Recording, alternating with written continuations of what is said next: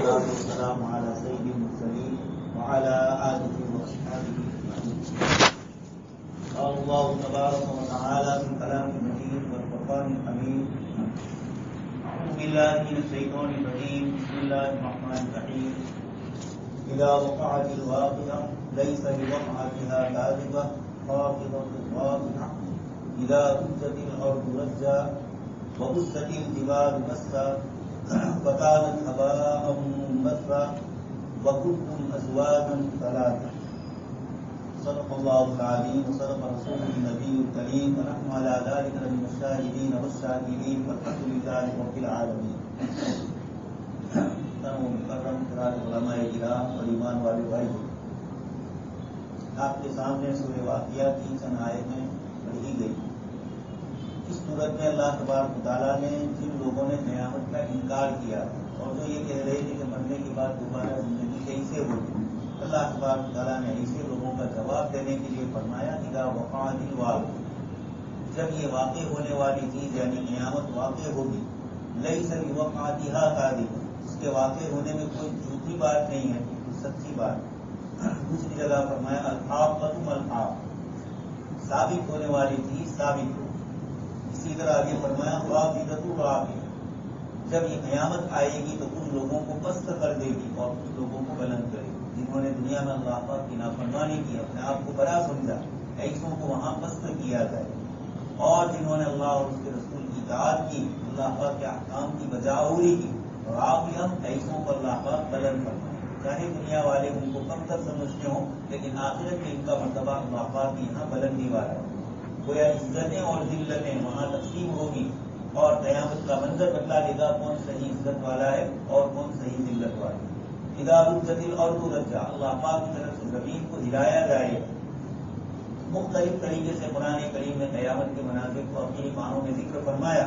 اس جگہ پر بھی اس کو ذکر کیا وبست الجبال بسا، پہاڑ اپنی جگہ سے ہٹائے جائیں گے، ریزے ریزے کر دیے جائیں گے. وَيَسْأَلُونَكَ عَنِ الْجِبَالِ فَقُلْ يَنسِفُهَا رَبِّي نَسْفًا، اللہ پاک اس کو ذرے ذرے کر دیں. وَكَانَتْ هَبَاءً مُنبَثًّا، اسی کو ذکر فرمایا اڑتی ہوئی ہوا کی طرح، اڑتے ہوئے غبار کی طرح. وَكُنْتُمْ أَزْوَاجًا ثَلَاثًا، اور اللہ پاک فرماتے ہیں تم انسانوں تم تین جماعتوں میں، تین گروہوں میں تقسیم ہو جاؤ. سورہ رحمان میں بھی اللہ تبارک و تعالیٰ نے تین سے تقسیم کیا. اس میں خاص کر کے اللہ پاک کے جو نیک اور صالح بندے ہیں ان کو آیت کریمہ میں السابقون السابقون سے تعبیر فرمایا. سبقت کرنے والے، نیکیوں میں، اچھے اعمال میں آگے بڑھنے والے، یہ حضرات پہلا نمبر ہے. انبیاء کرام علیہ السلام اور اللہ پاک کے نیک بندے، انہی کے لیے قرآن کریم کی سورہ رحمان میں فرمایا گیا تھا وَلِمَنْ خَافَ مَقَامَ رَبِّهِ جَنَّتَانِ، جو لوگ اللہ تبارک و تعالیٰ کے سامنے کھڑے ہونے سے ڈرتے ہیں ان کے لیے اللہ پاک کی طرف سے دو قسم کی جنتیں ہوں. ان کی جنت جو ہوگی وہ سونے کی ہوگی. اور آگے اس کے بعد آیت میں فرمایا وَمِن دُونِهِمَا جَنَّتَانِ، دوسرے نمبر کی حدیث شریف میں ہے کہ پہلے والوں کی جنت سونے کی اور سارے برتن بھی وہاں سونے کی. اور دوسرے درجے والے جو لوگ ہوں گے وَمِن دُونِهِمَا جَنَّتَانِ، اصحاب میمنہ اور اصحاب یمین جن کو کہا گیا، ان کے داہنے ہاتھ میں اعمال نامہ دیا جائے گا. جنت والے یہ دوسرے نمبر کے سابقین سب سے اعلیٰ. اور اصحاب میمنہ جن کو داہنے ہاتھ میں نامہ اعمال دیا جائے، یہ حضرات ان کی جنت جو ہوگی وہ چاندی کی ہوگی اور جو کچھ چیزیں اندر ہوگی وہ سب چاندی کی ہوگی. دونوں جنتوں میں بھی فرق فرمایا، دونوں کی نعمتوں میں بھی اللہ پاک نے عجیب و غریب فرمایا. پہلے والی جنت ہے اس کے اندر انتہائی تر و تازگی اور وہاں کی نہریں بھی جاری ہوگی. دوسری جنت میں اس کا پانی بھی زیادہ ہی ہوگا لیکن پہلے والی جنت کے مقابلے میں اس کی تر و تازگی اور اس کا سبزی اور تازہ بھی والا ہونا تھوڑا اس کے مقابلے میں کم ہوگا. وہاں فرمایا فیہن قاصرات الطرف، وہاں جو پورے ہوگی جنت کی یہ اللہ پاک کی طرف سے قاصرات، یہ اپنے ارادے سے اپنی نگاہوں کو نیچی کرنے والی. اور دوسرے نمبر کی جو جنت فرمائی تو مقصورات بالخیام، یہ جو جنت ہوگی ان کی جو وہاں پورے ہوگی ان کو اللہ پاک کی طرف سے ان کی نگاہیں نیچی کی جائے گی مقصورات. اور پہلے والی ان کی فضیلت ہے کہ یہ قاصرات الطرف، یہ خود ہی اپنے ارادے اور اپنے قصد سے اپنی نگاہوں کو نیچی کرنے والی، یہ پہلا نمبر ہے. اور جن کی نگاہیں نیچی کی گئی دونوں جنت کی حوریں، دونوں اعلیٰ درجے کی متقی اور پرہیزگار اور دونوں پاک دامن شرم حیا والی، لیکن دونوں کے درمیان یہ فرق کیا. دونوں کو جو حوریں ملے گی دونوں کے اعمال دنیا میں الگ تھے، تو پھر وہاں جنت کے اندر بھی دونوں کے درمیان فرق رہے گا. یہ سورہ رحمان میں تو اللہ پاک نے یہ جنت والوں کے حساب سے 2 قسمیں کی، اور سورہ واقعہ میں مطلق انسانوں کے اعتبار سے 3 قسمیں کی۔ ایک سابقون، نیکیوں میں آگے بڑھنے والے، دوسرے داخلے اعمال والے جن کے داہنے ہاتھ میں اعمال دیا جائے، اور تیسرا فرمایا وہ اصحاب الشمال ما اصحاب الشمال، وہ لوگ جن کے بائیں ہاتھ میں نام اعمال دیا جائے، اللہ کے گنہگار بندے۔ تینوں کو ذکر کیا، تینوں کی نعمتوں کو بھی اس صورت میں بھی ذکر فرمایا۔ اللہ پاک نے اولئک المقربون فی جنات النعیم۔ پھر اس کے بعد سورت کے ختم ہونے پر پھر مختصر طور پر ان تینوں کا بھی ذکر فرمایا۔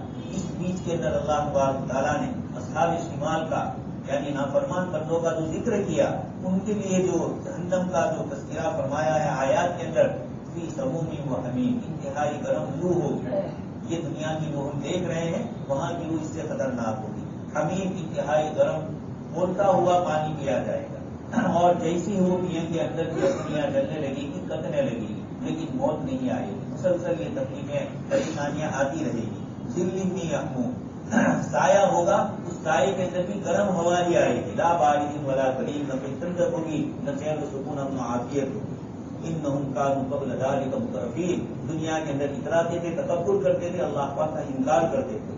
وکانوا یصرون علی الحنث العظیم، بڑے بڑے گناہوں پر یہ جمے رہتے تھے اور یہ کہتے تھے اذا متنا وكنا ترابا وعظاما فإنا لمبعوثون، کیا جب دنیا میں ہماری موت آ جائے گی، مٹی ہو جائیں گے، ہماری ہڈیاں بوسیدہ ہو جائے گی، فإنا لمبعوثون، کیا دوبارہ ہمیں زندہ کیا جائے گا؟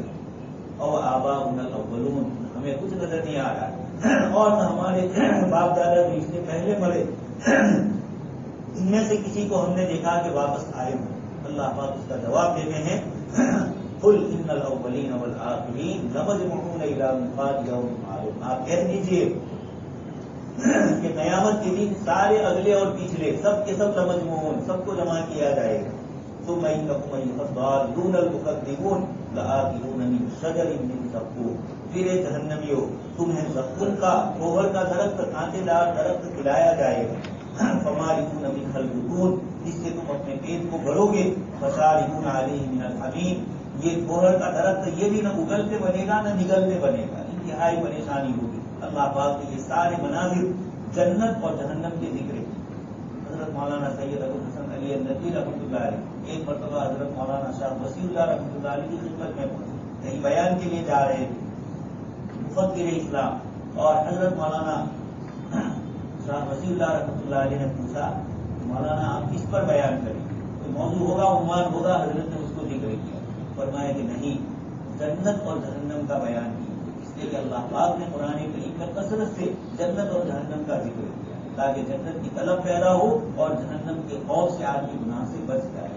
تو یہ اللہ تبارک تعالیٰ نے سورہ واقعہ میں نام ہی واقعہ، ایسی چیز جو بالکل 100% پکی اور سچی واقع ہونے والی، یعنی آیات میں جو اللہ پاک نے نعمتیں ذکر کی وہ بھی جنتیوں کو ملے گی، اور جو اللہ پاک نے نقمتیں اور جو اللہ پاک کی طرف سے عذاب کی شکلیں ذکر کی یہ بھی یقیناً واقع ہوگی، اس میں کوئی شک نہیں ہوگی۔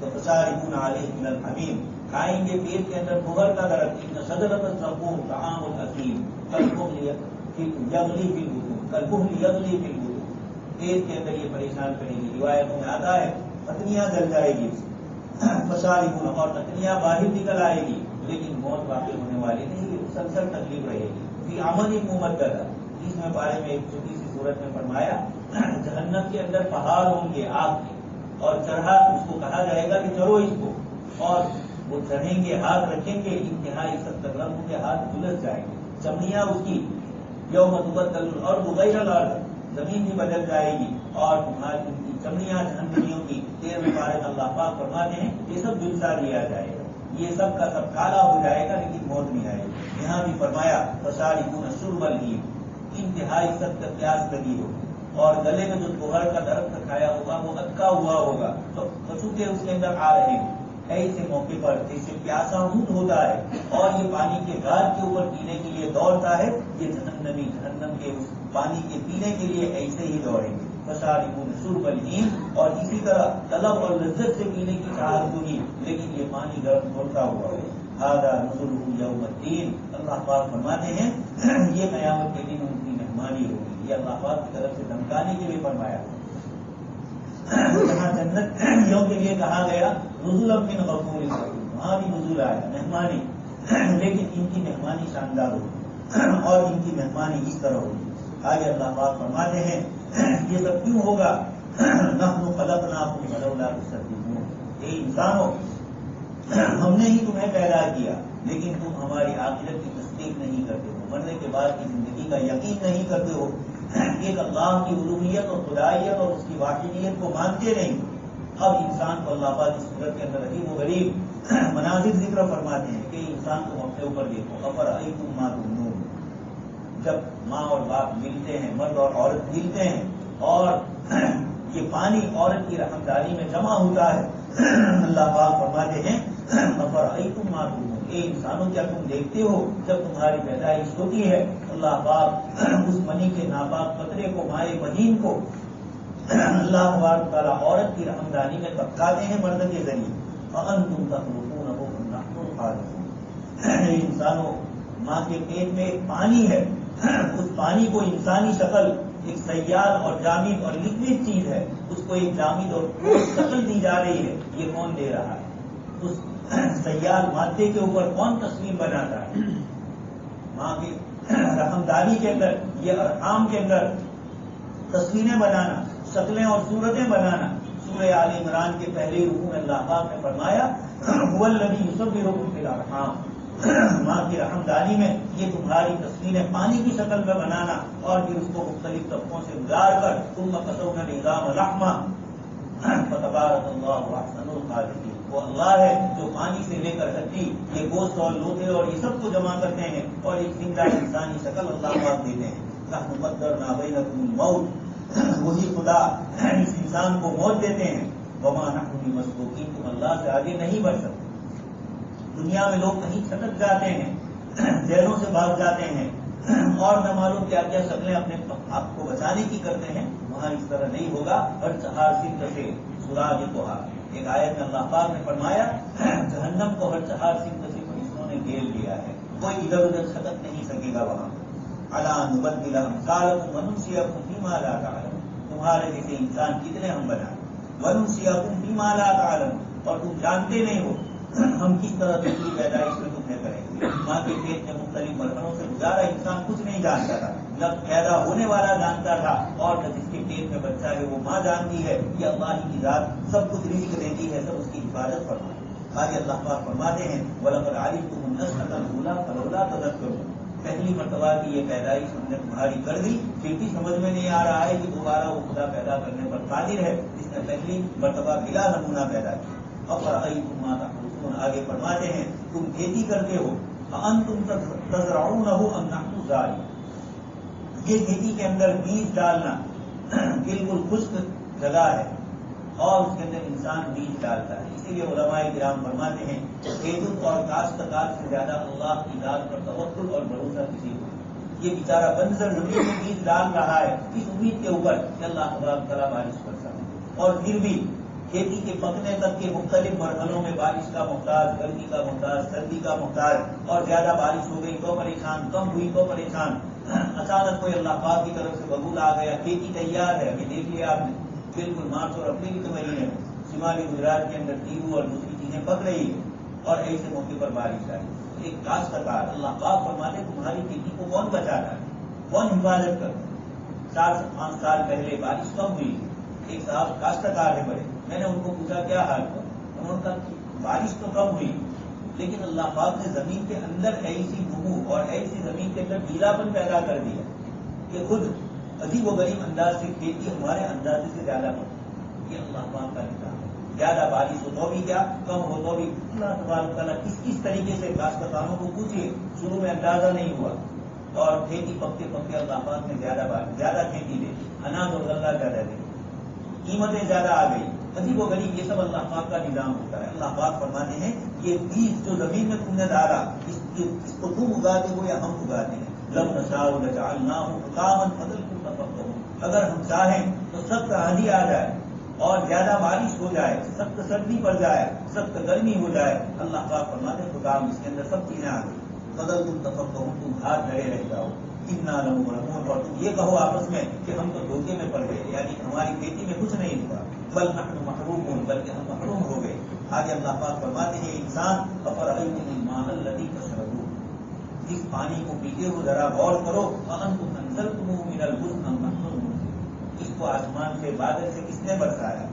ام نحن المنزلون، تم نے اس کو برسایا، ہم نے برسایا، لو نشاء جعلناہ اجاجا فلولا تشکرون، عجیب و غریب اللہ پاک فرماتے اگر اس کو ہم کھارا کر دیتے تو کون ہے تمہاری فیکٹریاں اور فلٹر والی مشینریاں کہ وہ اس پانی کو میٹھا کریں؟ ہم نحن المنزلون، ہم نے ہی پانی کو اتارا اور ہم نے ہی اس کو میٹھا بنایا۔ اسی لیے حدیث شریف میں دعا ہے الحمدللہ الذی سقانی عذبا فراتا برحمتہ ولم یجعلہ ملحا اجاجا بذنوبہ، کہ تمام تعریف بسم اللہ کے لیے سقانی عذبا فراتا، جب آدمی پانی پیے تو پانی پیتے وقت کی یہ دعا طبرانی میں امام طبرانی رحمۃ اللہ علیہ نے آپ سے اللہ رسول کی نقل فرمائی کہ تمام تعریف اس اللہ کے لیے جس نے سقانی عذبا فراتا، مجھے میٹھا اور خوشگوار پانی کروا نہیں دیا، میٹھا پانی دیا، سقانی عذبا فراتا، اور اللہ پاک کی طرف سے کیسا عجیب و غریب پیاس بجھانے والا، ولم یجعلہ ملحا اجاجا، اس کو کھارا نہیں بنایا، اجاج کروا نہیں بنایا، فی ذنوبنا، ہمارے گناہوں کے سبب، ہمارے گناہوں کا سبب تو یہی تھا کہ اللہ تبارک تعالیٰ اس پانی کو بھی کھارا کرے۔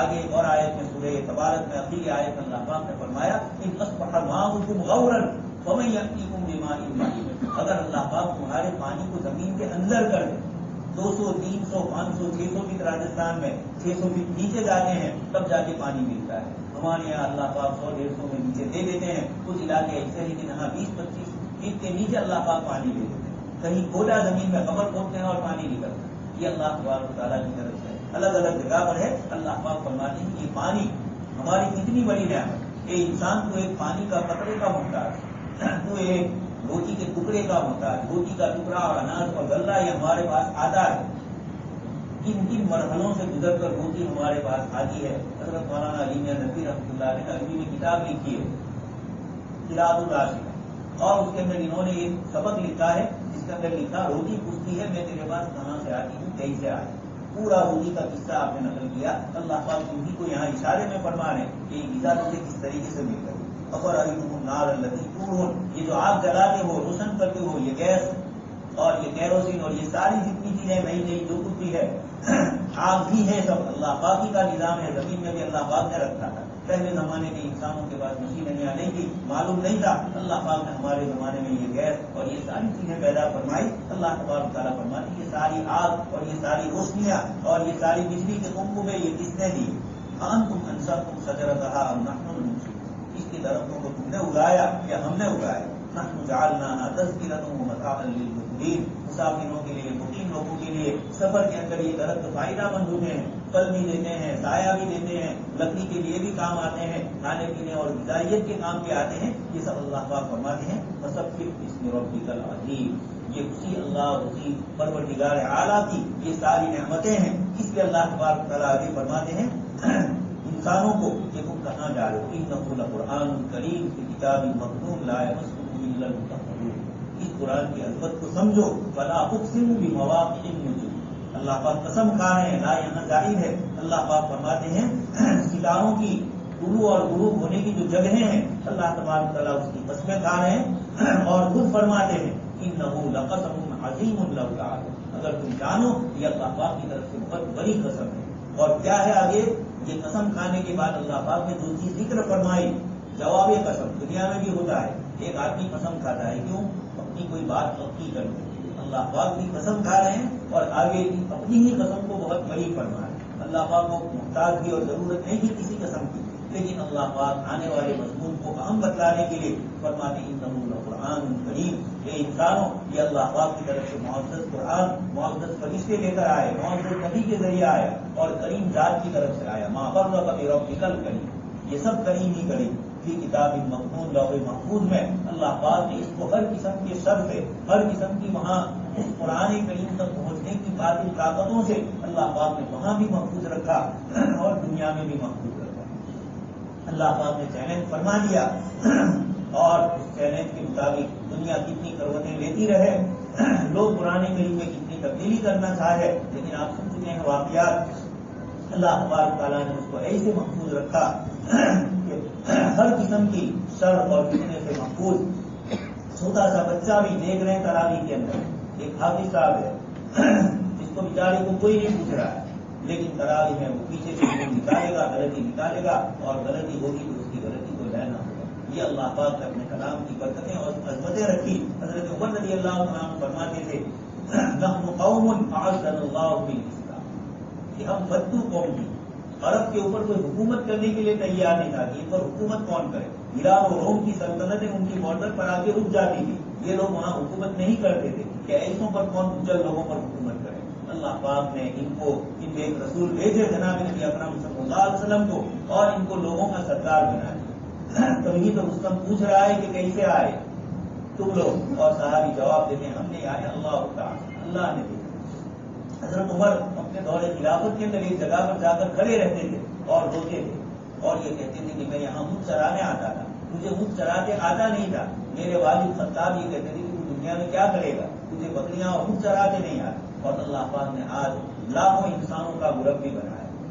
اللہ پاک نے 10 لاکھ مربع میل، مربع یعنی اسکوائر مائل، 10 لاکھ مربع میل کی حکومت حضرت عمر رضی اللہ عنہ کے ماتحت کی۔ آپ کے دور خلافت میں اتنی بڑی سلطنت، اللہ پاک نے آپ کو والی بنایا، اور آپ نے یہ فرمایا کہ دریائے دجلہ کے اس کنارے اگر کوئی ایک بکری بھی بھوکی مر جائے گی تو عمر سے سوال ہوگا کہ تیری رعیت میں یہ کیوں۔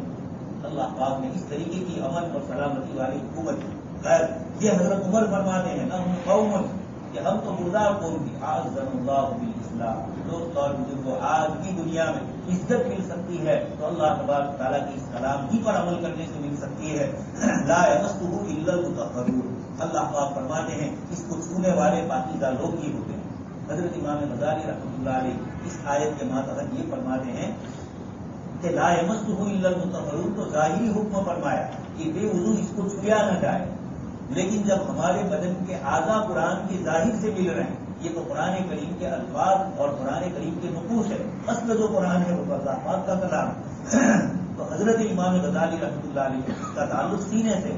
حضرت امام غزالی رحمۃ اللہ علیہ فرماتے ہیں کہ جب قرآن کے ظاہر کو چھونے کے لیے باوضو ہونا ضروری، ظاہری گندگی سے پاک ہونا ضروری، تو قرآن کے باطن کو حاصل کرنے کے لیے بھی دل کا، اندرون کا، ہمارے قلب کا، غیبت سے، چغلی سے، حسد سے، بغض سے، تکبر سے، عناد سے، تحسد سے، تجسس سے، یہ ساری جو چیزیں قرآن کریم نے گزشتہ کل کی تراویح میں جن چیزوں سے ہمیں منع فرمایا، ان سب چیزوں سے ہمارے دل کو پاک کرنا ہوگا، تو اندر سینے کے اندر اللہ تبارک تعالیٰ کا یہ دین اور اللہ پاک کا یہ کلام آئے گا۔ یہ اللہ پاک نے اپنے پاک کلام کی تعریف کرتے ہوئے پھر انسانوں کو تقسیم کیا کہ اللہ پاک کے جو مقربین بندے ہوں گے وہ تو انتہائی اعلیٰ درجے کے روح و ریحان، آرام اور راحت اور سکون کے اندر ہوں گے۔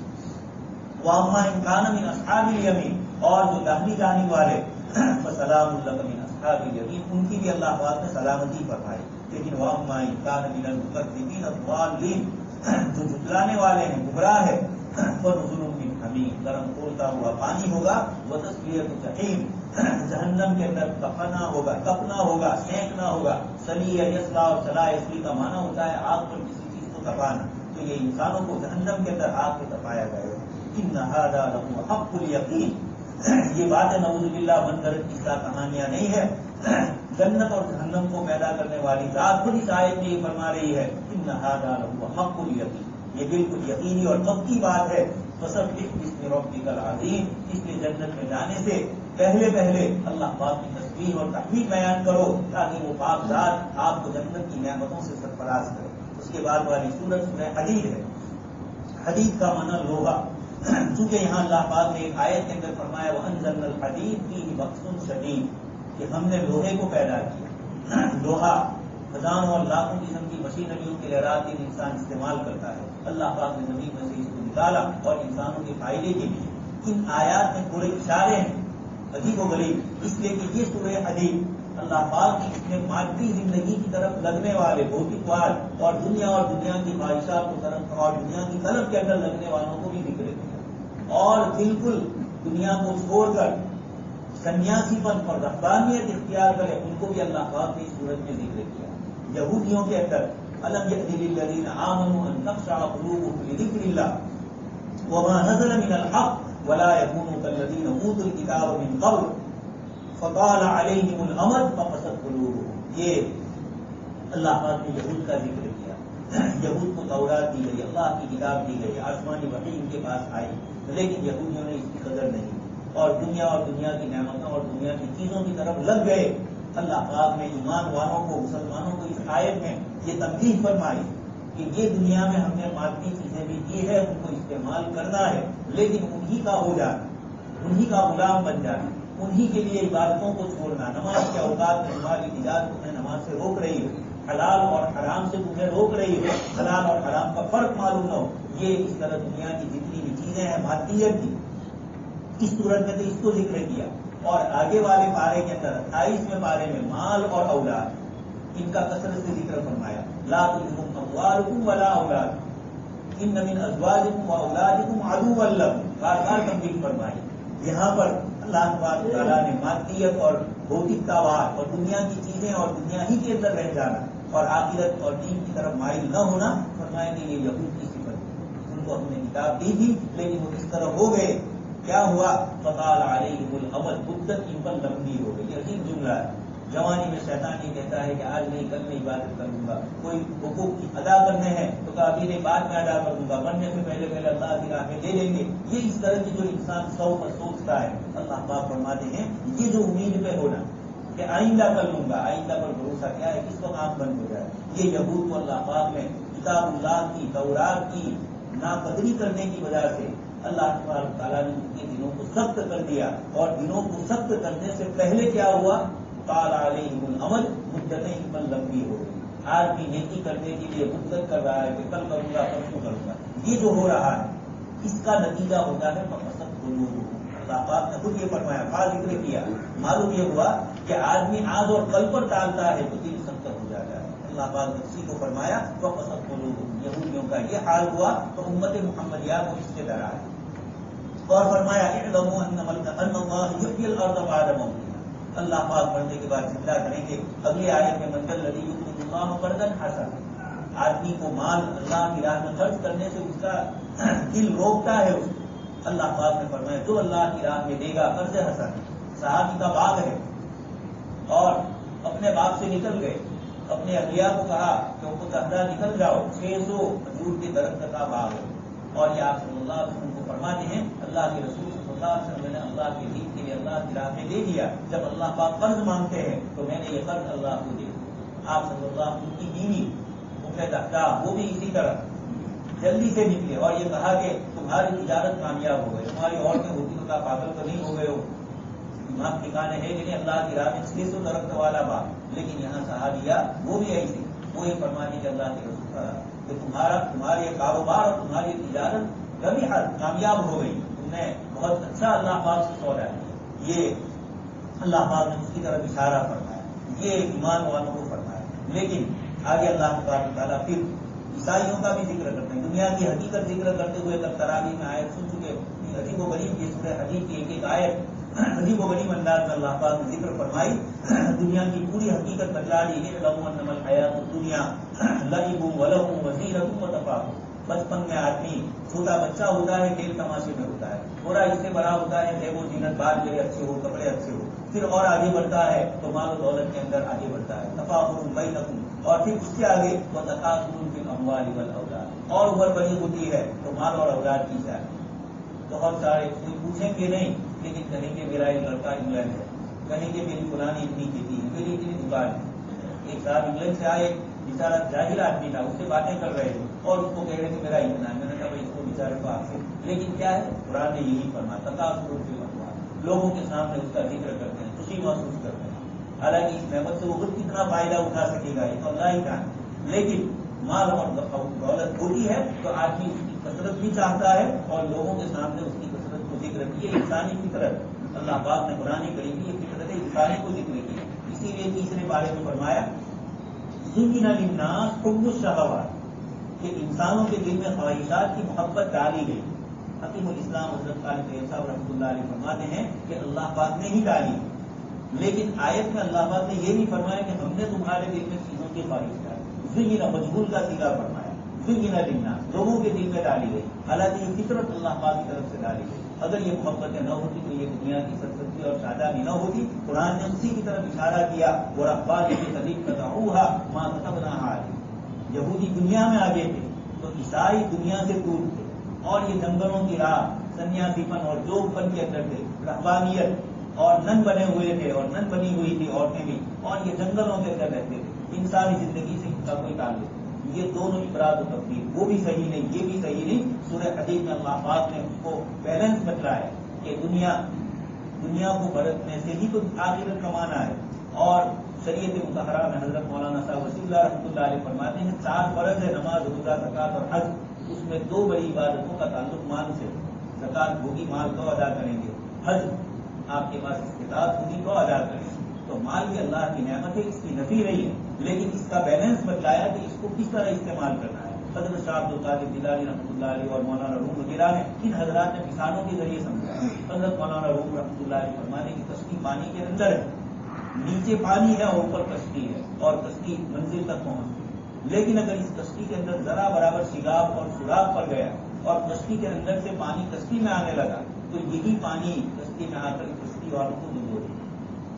یہ مولانا روم رحمۃ اللہ علیہ فرماتے ہیں یہ تمہارا مال اور دولت دل سے باہر ہو، بدن کے اعضاء کے استعمال کرنے کے لیے ہو، مکان استعمال، فرنیچر، گاڑیاں سب کے لیے ہو، یہ دل کے اندر جگہ نہ دے۔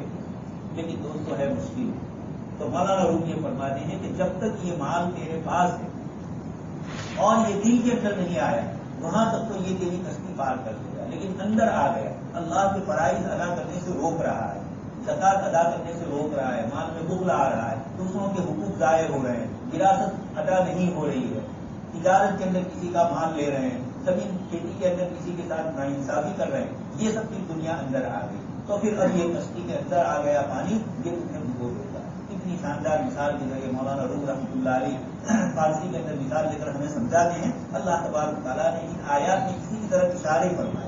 دنیا کی حقیقت کیا ہے؟ کاشتکار کو کھیتی سرسبزی اور سادہ بھی ہوتی ہے، 2 مہینے کی 3 مہینے کی کھیتی، اور پھر اس کے بعد پوری کھیت کے اندر پیلا بن آ جاتا ہے، کاشتکار کھیتی لے لیتا ہے، یا کبھی اچانک کوئی اللہ پاک کی طرف سے ہوا چونکے اور کوئی نہ کوئی ایسی مصیبت آئی، ختم ہو گئے۔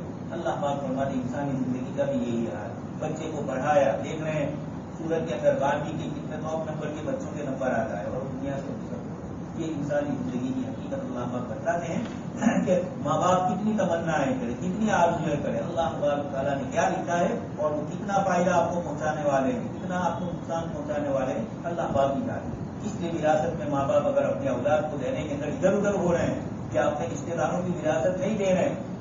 ایک صاحب وراثت میں مجھے کہنے لگے میری بیٹیوں کو دوں گا تو داماد ہی استعمال کریں گے، اللہ پاک آپ سے زیادہ جانتے ہیں۔ قرآن میں پہلے سے فرما دیا آباؤکم وابناؤکم لا تدرون ایہم اقرب لکم نفعا، کہ تمہارے باپ اور تمہارے بیٹوں کے اندر کون تمہیں فائدہ پہنچائے گا، کون کم پہنچائے گا، کون زیادہ پہنچائے گا۔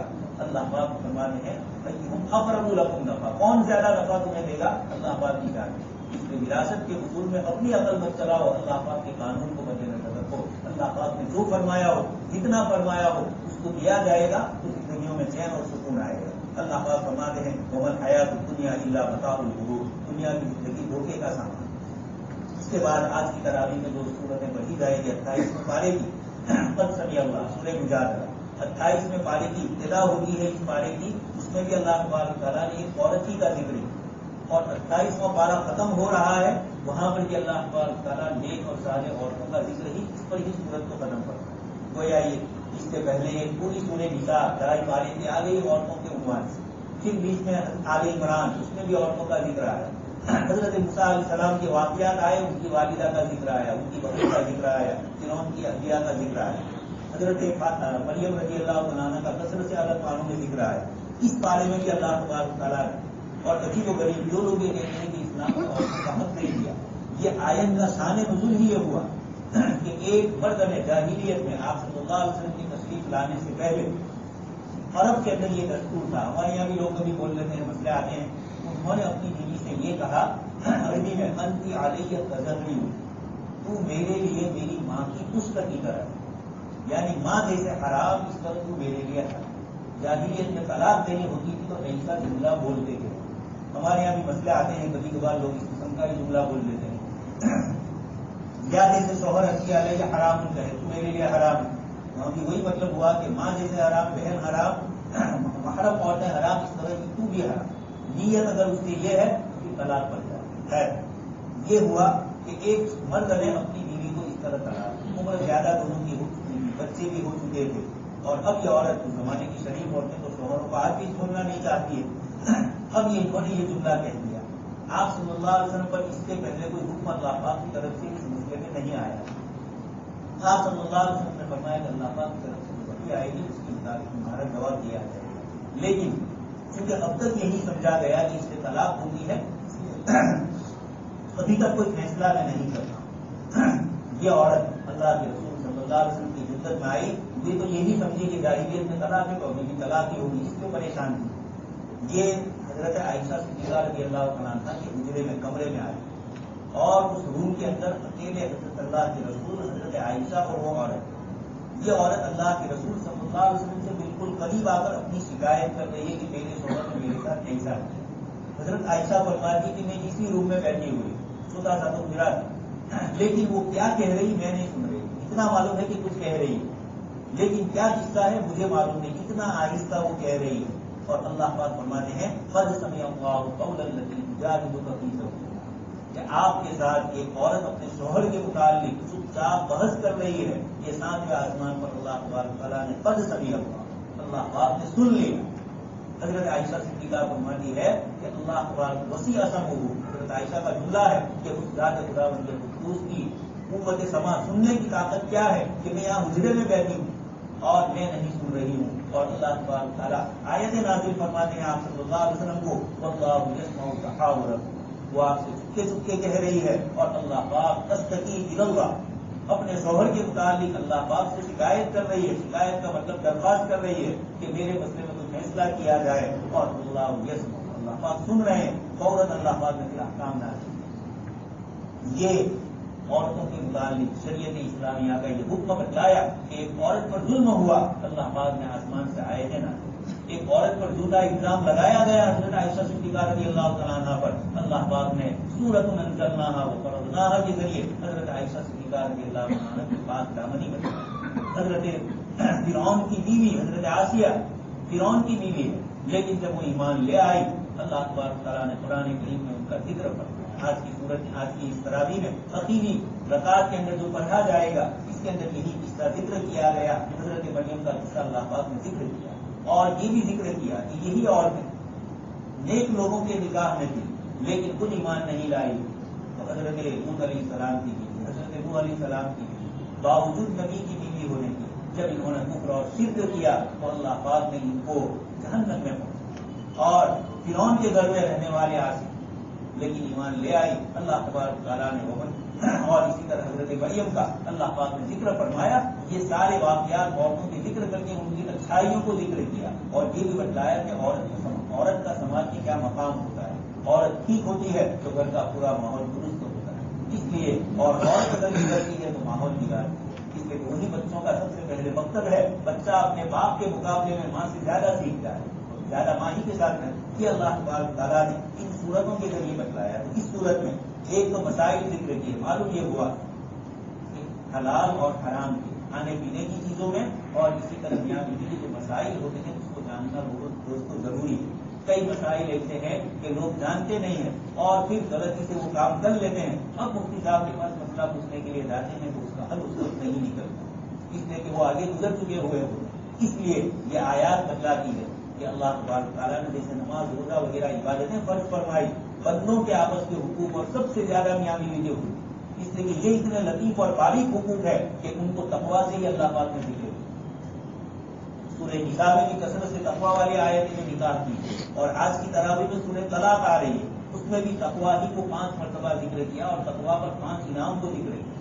حضرات مفسرین فرماتے ہیں کہ نکاح کے وقت بھی اور طلاق کے موقع پر بھی تقویٰ کو اللہ پاک نے ذکر کیا، آ رہی ہے اس وقت بھی اس کے ساتھ معاملہ تمہارا اللہ کا خوف ہوگا تو ہی تم عورت کے ساتھ اچھا سلوک کرو گے، ورنہ وہ بیچاری ماں باپ کے گھر سے اگر کچھ کمزوری ہے، باپ انتقال کر گئے ہیں یا بھائی کے ساتھ اچھا سلوک نہیں ہے تو شوہر اس کو دبائے گا کہ اس کا کوئی پوچھنے والا نہیں۔ یہ نفسیات کی سائیکولوجی اس کے نکاح سے پہلے تقوی کو کرنا ہے، اور پھر میاں بیوی آپس میں ایک دوسرے کے ساتھ اختلاف ہو رہے ہیں اس موقع پر بھی اللہ پاک نے تقویٰ کا حکم، طلاق دیتے وقت بھی تقویٰ کو ذکر کیا کہ طلاق میں بھی تمہاری طرف سے وہ غلطی نہ ہو، 3 طلاق دینے والے آج بھی لوگ موجود ہیں۔ اللہ کے رسول صلی सल्लल्लाहु अलैहि वसल्लम इसको शिद्दत से मना फरमाया।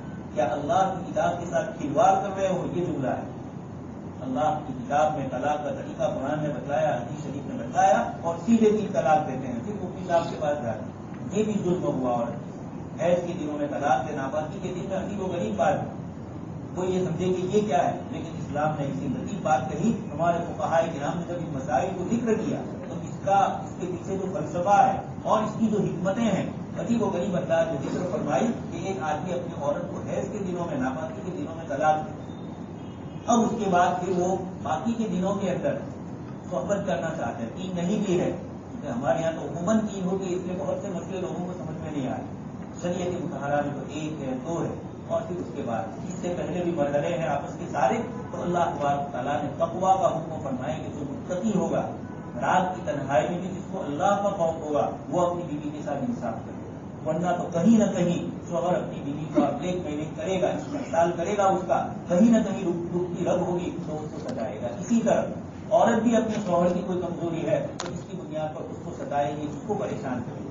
अल्लाह पाक ने फरमाया अगर तलाक हो रही है, जो लोग एक दूसरे से जुड़ा हो रहे हो तो इत्मीनान और सुकून के साथ होता हो, कोई झगड़ा और कोई चीज न हो। शौहरों को भी हुक्म फरमाया, औरत को भी फरमाया, और इन आयतों में फरमाया वमन यत्तक़िल्लाह यजअल लहू मखरजा। औरत के मामले में, तलाक के मसले में मर्द और औरत दोनों को कहा गया जो अल्लाह से डरकर सही फैसले पर आएगा, अल्लाह पाक उसके लिए राह आसान करेगा। शौहर को भी अच्छी बीवी मिल जाएगी, बीवी को भी अल्लाह पाक अच्छा इंतजाम कर देंगे शौहर।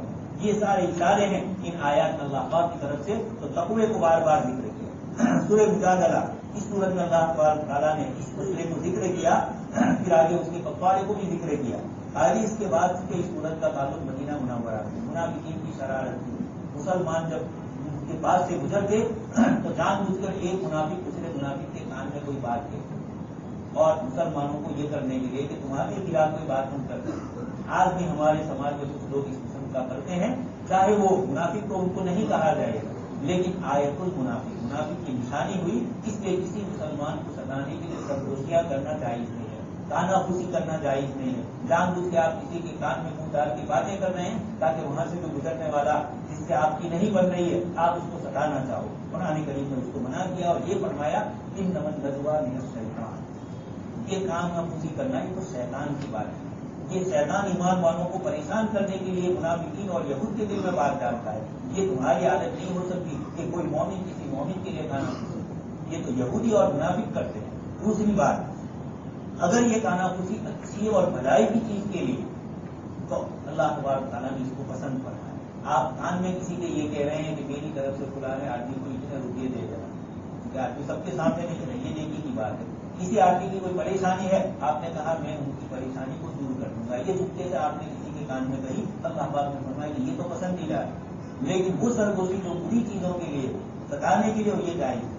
और अगर अच्छी चीज के लिए आप लोगों के सामने अपनी बात जाहिर नहीं करना चाहते, आप चुपके चुपके दाएं हाथ पे और बाएं हाथ को पता न चले, इस तरीके से आप कोई अच्छी बात, अच्छा मशवरा, कोई न कोई ऐसी चीज है जिससे सामने वाले को फायदा हो रहा है, ये तो जायज है, अल्लाह पाक ने इसको मना नहीं करता। इस सरगोशी के मौके पर अल्लाह पाक ने अजीब नफ्सियात साइकोलॉजी फरमाई कि ये लोगों मा यकूनु मिन नजवा सलासतिन इल्ला हुवा राबिह, तुम 2 आदमी बातें कर रहे हो, तुम समझते हो कि मैं और यही है, अल्लाह पाक वहां तीसरे है, यानी अल्लाह पाक तुम्हारी सारी बातों को सुन रहे हैं। 4 हो अल्लाह पाक सुन रहे हैं, वला अदना मिन ज़ालिक वला अक्सर इल्ला हुवा मअहुम ऐनमा ताकू, जहां भी बोलोगे, जहां भी कोई अमल करोगे, अल्लाह पाक वहां मौजूद है। हिसाब किताब तुम्हारा लिखा जा रहा है, अल्लाह पाक अपनी सिफत इल्म से, अपनी सिफत कुदरत से, और अल्लाह पाक के फरिश्ते जिनको अल्लाह पाक ने मुकर्रर किया है, ये सब कुछ लिख रहे हैं। ये सब कुछ अल्लाह तबारक तआला के इल्म में है। अलीम खबीर बसीर। इस सूरत में अल्लाह पाक ने कसरत से जिक्र किया।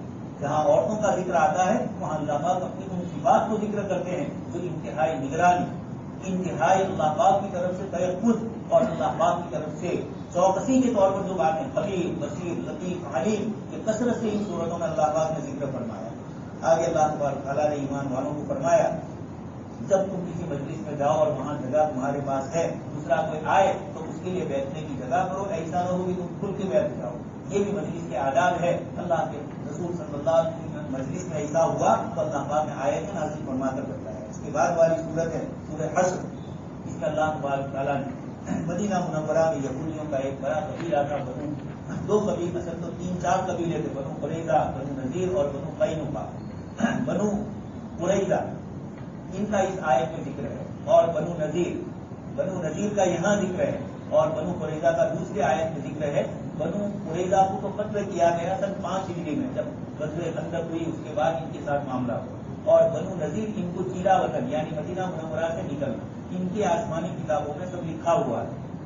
آپ صلی اللہ علیہ وسلم جس کو مدینہ منورہ تشریف لگے، دوست اور بزرگوں اس کو اس لیے بھی جاننا ہے کہ آپ صلی اللہ علیہ وسلم پر سیرت میں یوروپ والوں نے جو آپ کی سیرت لکھی ہے، اس میں آپ صلی اللہ علیہ وسلم پر یہ بنو قریظہ کے ساتھ جو معاملہ ہوا اور بنو نذیر کے ساتھ، اس معاملے کو ان لوگوں نے اٹھایا۔ اللہ پاک کا شکر ہے کہ اللہ پاک نے کچھ یوروپین مستشرقین مورخین یوروپ کے ہی ایسے آپ صلی اللہ علیہ وسلم کی سیرت لکھنے والے تیار کیے جنہوں نے ان کی زبان میں ہی خود ان کو جواب دیا۔ قرآن نے تو جواب دیا ہی ہے، اور ہمارے سیرت لکھنے والوں نے ان کا یہ کہنا ہے کہ جب اللہ کے رسول صلی اللہ علیہ وسلم انتہائی مشفق اور نرم، پھر آپ صلی اللہ علیہ وسلم نے بنو نذیر کے متعلق یہاں آیتوں میں جو آیا، ان کے باغات درخت کو کاٹا گیا، ماں پتا ملی نبی اور درخت وہاں قائمۃ علی اصولھا وباذن اللہ، اللہ پاک نے آیت میں فرما دیا، یہ اللہ پاک کی حکم ہے۔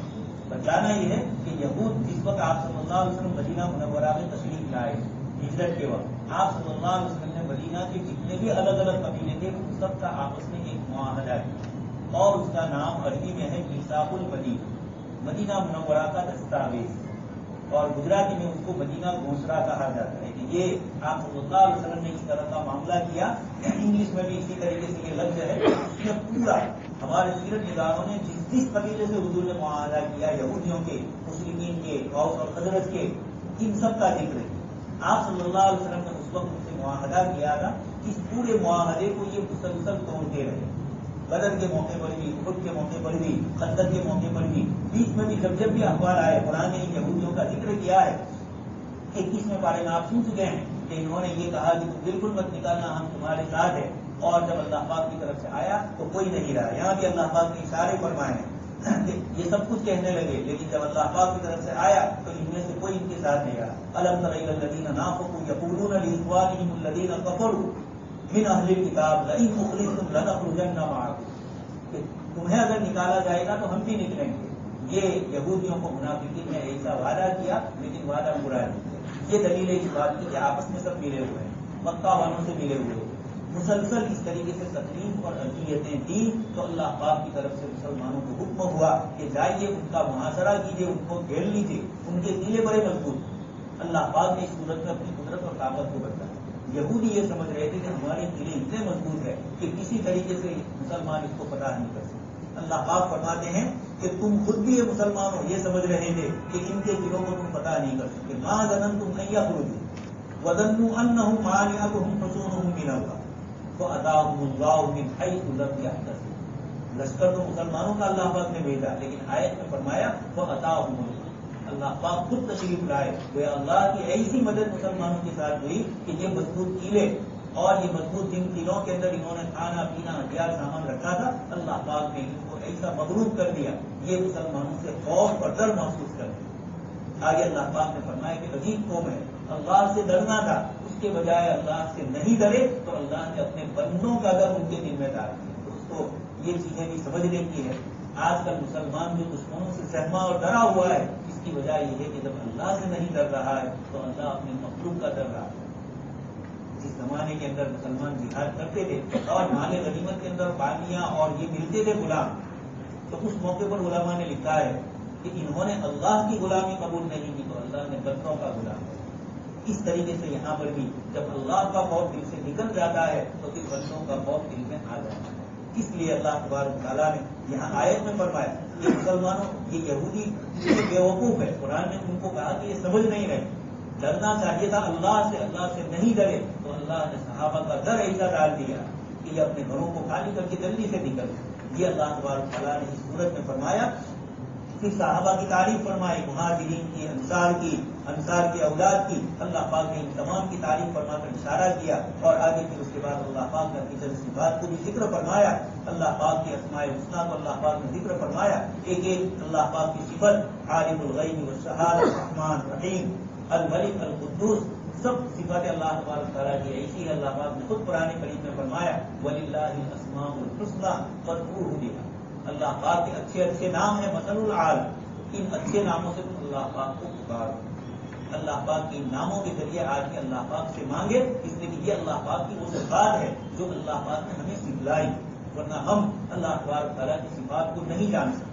انبیاء کرام علیہ السلام اور خاص کر کے جناب نبی اکرم صلی اللہ علیہ وسلم ان نبیوں کے ذریعے یہ احسان ہوا کہ اللہ پاک نے اپنے کلام اور اپنے رسول کے کلام سے ہمیں اللہ پاک کی معرفت کروائی, پہچان کروائی. یہ اللہ پاک کے نام ہے, اسماء ہے, اور یہ اللہ پاک کی صفات ہے. عجیب و غریب اللہ تبارک تعالیٰ نے اپنی صفات کو ذکر فرمایا. یہ ساری کائنات اللہ تبارک تعالیٰ کی اختیار ہے. اس کے بعد والی سورہ ممتحنہ ایک واقعہ پیش آیا. مکہ مکرمہ پر جناب نبی اکرم صلی اللہ علیہ وسلم اور صحابہ کرام جب مکہ فتح کرنے کے لیے جا رہے تھے تو اس موقع پر ایک صحابی رضی اللہ تعالیٰ عنہ حضرت حاتم رضی اللہ تعالیٰ عنہ, ان کا یہ مکہ مکرمہ کے نہیں تھے, یہ تھے دوسرے علاقے اور مکہ میں رہتے تھے. پھر ہجرت کر کے مدینہ منورہ آ گئے. اب یہ تھا کہ مکہ سے جتنے صحابہ نے ہجرت کی تھی مدینہ منورہ, ان کا تو کوئی نہ کوئی بھائی, بھتیجا, بہن, ماں, کوئی نہ کوئی رشتے دار مکہ میں. ان کے گھر بھی تھے, ان کی اولاد بھی تھی, بنی جائیداد وغیرہ یہ سب. یہ حضرت حاتم رضی اللہ عنہ ایسے تھے کہ ان کا کچھ نہیں. اب ان کے دل میں آیا کہ میری بیوی اور بچے مکہ مکرمہ میں, اور جب مکہ والوں کو پتا چلے گا کہ مسلمان حملہ کرنے کے لیے مدینہ سے آ رہے ہیں تو یہ میری بیوی اور بچوں کو نقصان پہنچائے گا. اور چونکہ میرا وہاں کوئی ہے نہیں, اس لیے مجھے میرے بیوی بچوں کو کون بچائے گا؟ دوسرے مسلمانوں کی بیوی بچوں کو تو ان کے رشتے دار بچائیں گے, میرے بیوی بچوں کو کون بچائے گا؟ اس لیے ان کے دل میں آیا کہ اللہ پاک نے آپ صلی اللہ علیہ وسلم کے لیے فتح نہیں کی ہے, وہ تو ہو کر رہے, لیکن میں اپنے بچاؤ کے لیے کل لوں کہ چھوٹا سا خط لکھ دوں مکہ والوں کے نام, تاکہ جب ان کے پاس یہ خط پہنچے تو ان کے اوپر میرا احسان ہو جائے اور وہ میرے بیوی بچوں کو نہ سکا. دوستو, صحابہ کرام کی تربیت اور تعلیم اللہ پاک خود فرماتے ہیں اللہ پاک کو یہ پسند نہیں آیا. آپ صلی اللہ علیہ وسلم کو اللہ پاک نے وحی کے ذریعے بتلا دیا کہ ایک عورت جا رہی ہے مکہ مکرمہ, آپ بھیجیے روضۃ الخاف ایک جگہ ہے وہاں آپ بھیجیے اور وہاں سے اس کے پاس سے وہ خط نکل گئے. حضرت مقدار حضرت علی رضی اللہ تعالیٰ عنہ کو آپ صلی اللہ علیہ وسلم نے بھیجا تو وہاں گئے, اس عورت کو کہا کہ خط لاؤ, اس نے کہا نہیں. حضرت علی رضی اللہ تعالیٰ عنہ نہیں, ہم میرے کپڑے اتار چنانچہ پھر اندر سے نکالا. یہ صحابہ ہے, یہ خط جیسا ہے ویسا مدینہ منورہ واپس. ہماری طرح نہیں کہ کسی کی کوئی چیز ہے تو ٹھیک اور راستے میں پڑھنا شروع کر, یہ بالکل امانت. صحابہ اس قسم کے تھے, انہوں نے وہ چیز ایسے رکھی, حضور کے پاس گیا وہ خط اور آپ نے کھولا اور پھر اس کو پڑھا. بلایا حضرت حاتم کو, انہوں نے کہا اللہ کے رسول صلی اللہ علیہ وسلم کوئی میرے اندر نفاق نہیں, مجھے دشمنوں سے کوئی محبت نہیں ہے, اور مجھے یہ معلوم ہے کہ اللہ کے رسول آپ کو اللہ کا فتح نصیب کرتے ہیں. میں نے محض اپنے بیوی اور بچوں کے بچانے کے لیے یہ ترکیب کی. آپ صلی اللہ علیہ وسلم نے معاف فرما دیا, اللہ پاک نے بھی معاف فرما دیا. اور حضرت عمر رضی اللہ تعالیٰ عنہ پورے ناراض ہو رہے تھے. آپ صلی اللہ علیہ وسلم نے فرمایا کہ عمر, یہ حاتم وہ صحابی ہے قد شہید بدر, کہ یہ بدر میں شریک ہوئے ہیں اور بدر والوں کے لیے اللہ تبارک تعالیٰ نے عام معافی کا اعلان کیا, اس لیے ان کا مرتبہ بہت بڑا ہے. لیکن قرآن کریم مسلمانوں کو یہ تو واقعہ اللہ پاک کی طرف سے اس دین کو مکمل کرنا ہے. قیامت تک ایسے واقعات جب پیش آئے تو اسلامی حکومت کو یا مسلمانوں کو کیا کرنا ہے یہ سمجھانے کے لیے اللہ پاک نے ایک واقعے کو وجود دیا. اس لیے صحابی سے یہ ہوا اور تبھی تو ہمارے لیے مسائل آئے, آیتیں اتری اور اللہ تبارک تعالیٰ نے احکام نازل فرمائے. تو یہ حضرات ان سے یہ واقعات ہوئے اور اللہ تبارک تعالیٰ نے اس پوری صورت میں صحابی رضی اللہ عنہ کو بہت میٹھے انداز میں خطاب کیا. کوئی کسی قسم کی سختی نہیں ہے. اللہ پاک عجیب و غریب انداز میں ذکر فرماتے ہیں یا ایھا الذین آمنوا. مفسرین فرماتے ہیں کہ یہ آیت حضرت حاتم کے لیے ہے اور اللہ پاک یا ایھا الذین آمنوا فرمایا. ان کے ایمان کی گواہی اللہ پاک خود دے رہے کہ جس صحابی سے یہ ہوا ہے وہ خود مومن ہے. اس لیے یا ایھا الذین آمنوا. پھر آگے جملہ ہے لا تتخذوا عدوی وعدوکم, میرے اور تمہارے دشمن کو دوست مت کرنا. یہاں اللہ پاک نے یہ نہیں فرمایا کہ میرے دشمن کو, تمہارے بھی دشمن. حضرت حاتم کو کہا جا رہا ہے کہ یہ تو تمہارے دشمن ہے, تم انہیں کی پناہ میں جا رہے ہو. یہ اللہ پاک کی طرف سے لا تتخذوا عدوی. جہاں بھی مفسرین فرماتے ہیں کہ حضرت حاتم کے بھی دشمن مکہ والوں کو کہا, گویا ان کے ایمان کا اللہ پاک نے اجلاس کا اس آیت کے اس لفظ سے اللہ تبارک تعالیٰ نے اشارہ کر دیا. तुल्कून इलैहिम बिल मवद्दा, तुम उनसे दोस्ती करते हो। वक़द कफरू बिमा जाअकुम मिनल हक़, और उन्होंने हक़ का इनकार किया, कुरान का इनकार किया है। युखरिजून रसूल, ये रसूल को मदीना मुनव्वरा से, मक्का मुकर्रमा से निकालने वाले और तुमको भी निकालने वाले, किस वजह से? अन तु'मिनू बिल्लाहि रब्बिकुम, तुम अल्लाह पर ईमान लाए, इस पर ये निकाल रहे। फिर आगे अल्लाह तबारक तआला ने बहुत सारी चीजें जिक्र फरमाई। इसके जरिए ईमान वालों को ये भी बतलाया आगे वाली सूरत में कि गैर मुस्लिमीन के साथ तुम्हारे ताल्लुक किस किस्म के। बहुत अजीब दो आयतें फरमाई, ला यनहाकुमुल्लाहु अनिल लज़ीना लम युक़ातिलूकुम फ़िद्दीन। हिंदुस्तान में हम रहते हैं, हमारे अड़ोस पड़ोस में गैर मुस्लिम भाई होते हैं। कुरान करीम की आयतें हमें बतला दी है कि जिन लोगों के साथ तुम रहते हो, जो तुम्हारे पर जुल्म और ज्यादती नहीं करते, जो तुम्हें तुम्हारे घरों से नहीं निकालते, तुम्हारे जान के दुश्मन नहीं है, अल्लाह पाक ने अन तबर्रूहुम व तुक़सितू इलैहिम, तुम इनके साथ अच्छा सलूक करो, इंसाफ करो, खैरख्वाही करो। वो बीमार हुए हैं, इनके इलाज के लिए हॉस्पिटल ले जाओ, इनकी इयादत के लिए जाओ। आप सल्लल्लाहु अलैहि वसल्लम खुद अपने ताल्लुक रखने वाले गैर मुस्लिमीन यहूदियों की इयादत के लिए तशरीफ ले। ये सुन्नत और आदाब फैलाया। इन्नल्लाह युहिब्बुल मुक़सितीन, किसी से दुश्मनी अल्लाह के लिए होती है। आखिर जो दुश्मनी कर रहा है उससे दुश्मनी होती है, सबसे नहीं होती। ये हमें मुसलमानों को भी समझना है। हिंदुस्तान में चंद लोग हैं शरारत, आपने देख लिया, ये 2-3 वाक़ये हुए इलेक्शन के नतीजे के बाद और पूरे मुल्क में उसकी मुखालफत शुरू। ये नई अल्लाह पाक की तरफ से डाला गया, हालांकि पूरा 100% जानते हैं कि इनकी वोटिंग और इनके फीसद सारे इधर पड़े हुए। जितने पार्लियामेंट के मेंबर मुसलमान जीत के आए, ये सब इनके वोट पर आए और 50% से ऊपर वोट मुसलमानों के एक ही तरफ है। लेकिन इसके बावजूद अल्लाह तबारक तआला ने इनको अक्सरियत दी और उनके दिल में ये बात डाली कि हुकूमत करनी है तो कैसी करनी है। और इतना ज्यादा जो हुआ, इसके नतीजे के अंदर वाक़यात गलत हुए, शरारत करने वाले करते रहेंगे। ये तो क़यामत तक अल्लाह पाक ने हमें चैलेंज फरमाया है, लतुब्लवुन्न फ़ी अम्वालिकुम व अनफुसिकुम, तुम्हारे जान माल तुम्हारी इज्जतों पर हमले होंगे। ये तो नबियों की सुन्नतें हैं, ये कोई बेइज्जतियां नहीं है। असल तसव्वुर जो हम लोगों ने किया कि मुसलमान को मारा था ये दिल्लती नहीं, ये तो नबियों की सुन्नत। ये अल्लाह पाक को पसंद है। अगर अल्लाह पाक को पसंद न होती तो ताइफ में अपने हबीब पाक सल्लल्लाहु अलैहि वसल्लम को पत्थरों से अल्लाह पाक क्यों जख्मी करता? ये अल्लाह पाक को इतना अपना दीन महबूब है। कल क़यामत के दिन नबी ये कहेंगे कि आपके दीन के लिए मैंने, तो एक मुसलमान भी ये कहेगा कि मेरी टोपी इसलिए फेंकी गई, मुझे इसलिए सताया गया कि अल्लाह पाक में तेरा मानता। ये तो जन्नत कमाने के जरिए है।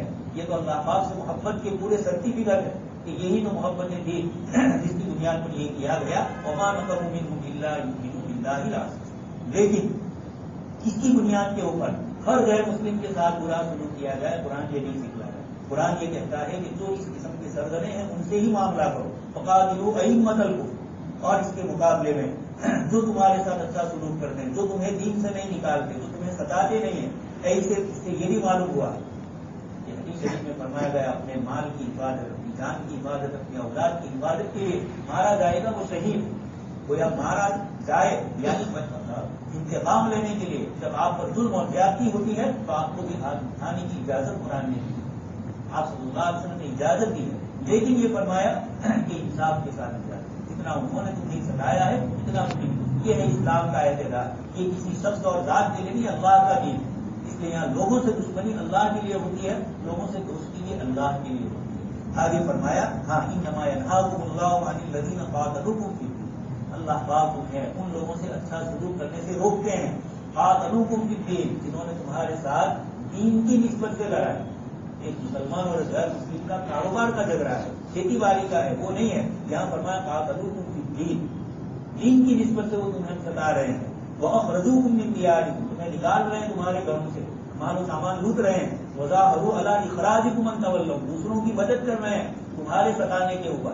इस किस्म के जितने लोग हैं, इन्नमा यनहाकुमुल्लाह, अल्लाह पाक उनके साथ दोस्ती करने से तुम्हें मना कर, ऐसे लोगों के साथ अच्छा सलूक करने से मना किया गया। इसलिए कि इनसे अच्छा सलूक ईमान वालों को नुकसान पहुंचाने का जरिया बनता है। दोस्त और बुजुर्गों, ये सारे उसूल और आदाब इम्तिहान है। ये हमारा भी मुमतहिना, सूरत का नाम ही मुमतहिना है। अल्लाह पाक ने ईमान वालों के इम्तिहानात लिए, औरतों के भी इम्तिहानात लिए, मर्दों के भी। अल्लाह तबारक तआला से दुआ है अल्लाह तबारक तआला अमल करने की तौफीक नसीब फरमाए। आमीन व आखिर दावाना।